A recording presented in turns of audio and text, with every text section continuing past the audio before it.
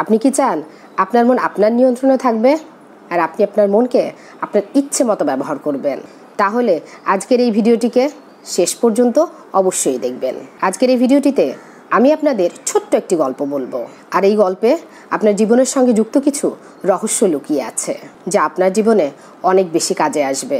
আপনি উপায়টা জানতে পারবেন আর আপনি আপনার মনকে নিয়ন্ত্রণে রাখতে পারবেন। তো চলুন শুরু করা যাক। এক রাজার ঘোড়ার প্রতি খুব ভালোবাসা ছিল, আর ওই রাজার কাছে 4টি জংলি ঘোড়া ছিল। রাজার যেহেতু ঘোড়া খুব পছন্দের ছিল, তাই রাজা চাইতো কেউ ওই ঘোড়াগুলোকে ভালোভাবে প্রশিক্ষণ দিক, যাতে রাজা ওই ঘোড়ার উপরে বসে ঘুরতে পারে। কিন্তু দুর্ভাগ্যজনকভাবে কোনো ট্রেনার ওই ঘোড়াগুলোকে ট্রেনিং দিতে পারছিল না। যখনই কোনো ট্রেনার ঘোড়াগুলোর উপর উঠে বসার চেষ্টা করত, তখনই ঘোড়া ওই ট্রেনারকে মাটিতে ফেলে দিত। এদিকে রাজার ওই 4টি ঘোড়া এত বেশি পছন্দের ছিল যে কোনো ট্রেনারকে এই অনুমতি দেয়া হতো না যে ওই ঘোড়াগুলোকে বশ করার জন্য তাদেরকে আঘাত করা হবে। এরপর রাজা তার সমগ্র রাজ্যে এটা ঘোষণা করে দেয় যে এই ঘোড়াগুলোকে ভালোভাবে ট্রেনিং দিতে পারবে তাকে 1000 স্বর্ণমুদ্রা উপহার দেয়া হবে। আর এই পুরস্কারের লোভে অনেক মানুষ এই ঘোড়াগুলোকে ট্রেনিং করাতে আসে, কিন্তু প্রায় প্রত্যেকে ওই ঘোড়াগুলোর উপর থেকে পড়ে গিয়ে কেউ তার হাত ভেঙে ফেলে, কেউ তার পা ভেঙে ফেলে। সবশেষে একটি যুবক ছেলে রাজার কাছে আসে এবং রাজাকে বলে, মহারাজ, আমি আপনার ওই 4টি ঘোড়াকে ট্রেনিং দিতে পারি, কিন্তু আমার 2টো শর্ত আছে। এটা শুনে রাজা একটু অবাক হয়। তারপরেও রাজা জিজ্ঞেস করে, বলো তোমার কি শর্ত আছে?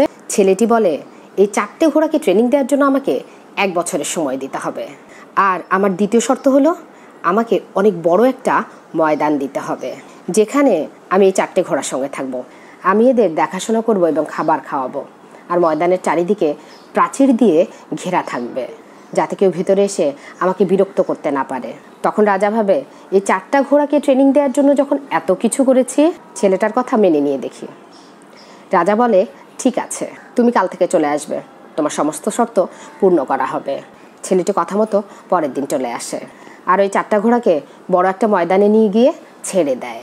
4টা ঘোড়া ময়দানের এদিক ওদিক ছুটতে শুরু করে, আর ছেলেটি ময়দানের দেয়াল ঘেঁষে দৌড়াতে শুরু করে। কিছুক্ষণ দৌড়ানোর পরে ছেলেটি ঘোড়াগুলোকে খাবার খাওয়ায়, পানি খাওয়ায়, নিজেও খাবার খায়। বিশ্রাম করার জন্য সেখানে একটি গাছের নিচে ঘুমিয়ে পড়ে। এখনো পর্যন্ত ঘোড়াগুলো ময়দানের মধ্যে ছাড়াই ছিল, অর্থাৎ ওই ঘোড়াগুলোকে দড়ি দিয়ে বাঁধা হয়নি।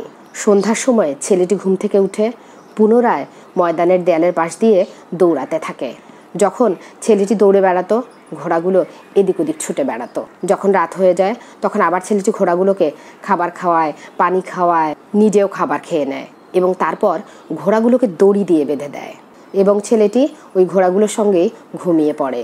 সকাল হলে ছেলেটি দড়ি খুলে দিয়ে ঘোড়াগুলোকে মুক্ত করে দেয়, আর ঘোড়াগুলো ময়দানে ছোটাছুটি শুরু করে। এটাই ওই ছেলেটির প্রতিদিনের কাজ হয়ে দাঁড়ায়। ছেলেটি সারাদিন ঘোড়াগুলোকে খুলে রাখতো, তাদের খাবার খাওয়াতো, পানি খাওয়াতো, গোসল করাতো, ভালোবাসতো এবং ঘোড়াগুলোর সাথে খেলা করত। সন্ধ্যা হলে ঘোড়াগুলোর সঙ্গেই ঘুমিয়ে পড়তো। ঘোড়াগুলো ভাবতে শুরু করে এই ছেলেটিই হলো তাদের বন্ধু, কারণ যেদিন থেকে ছেলেটি এসেছে সেদিন থেকেই তারা স্বাধীনভাবে বাঁচতে শুরু করেছে। এখন এই 4টি ঘোড়াও ছেলেটিকে ভালোবাসতে শুরু করে। এভাবে দেখতে দেখতে 6 মাস পার হয়ে যায়। এরপর একদিন রাজা ঘোড়া ট্রেনিং দেখার জন্য ময়দানে আসে। রাজা দূর থেকে দেখতে পায় ময়দানের ভেতরে ছেলেটি দৌড়াচ্ছে, আর ছেলেটির পেছন পেছন ঘোড়াগুলো দৌড়াচ্ছে।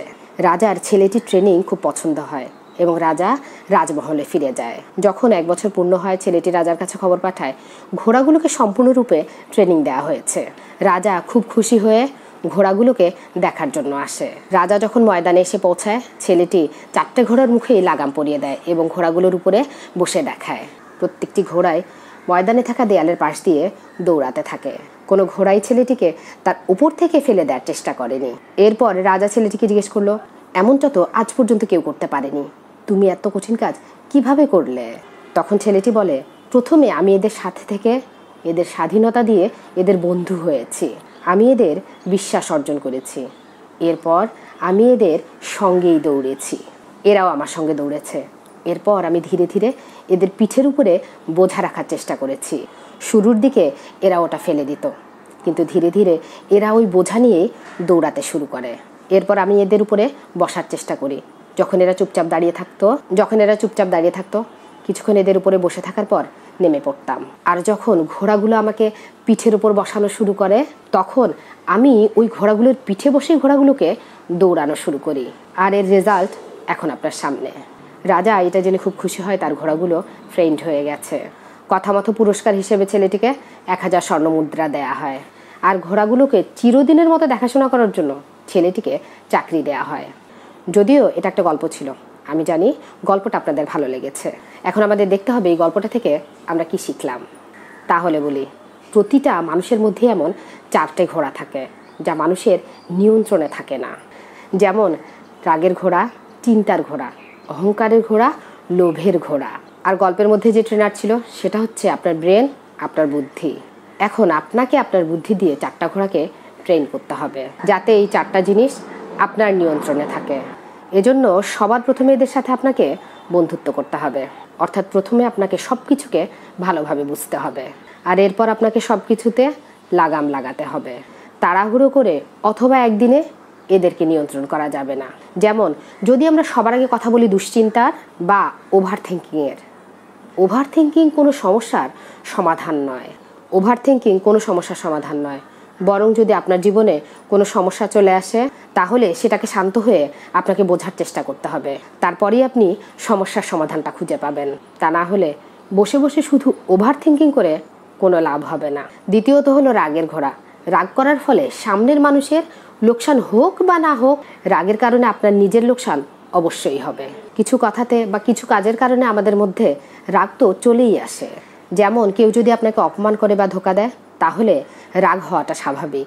কিন্তু কখন, কোথায়, কতটা রাগ করতে হবে, কখন করা যাবে না, এবং কখন আমাদের রাগকে নিয়ন্ত্রণ করতে হবে, কখন আপনার রাগকে নিয়ন্ত্রণ করতে হবে এবং কিভাবে নিয়ন্ত্রণ করতে হবে, এই সব কিছু আপনার ট্রেনার অর্থাৎ আপনার রাগের ঘোড়াকে বুদ্ধির সাহায্যে ধীরে ধীরে শেখাতে হবে। তৃতীয়ত হলো অহংকারের ঘোড়া। এই কাজটা আমি করতে পারি, এটাকে আত্মবিশ্বাস বলা হয়। কিন্তু এই কাজটা শুধুমাত্র আমিই করতে পারবো, এটাকে অহংকার বলা হয়।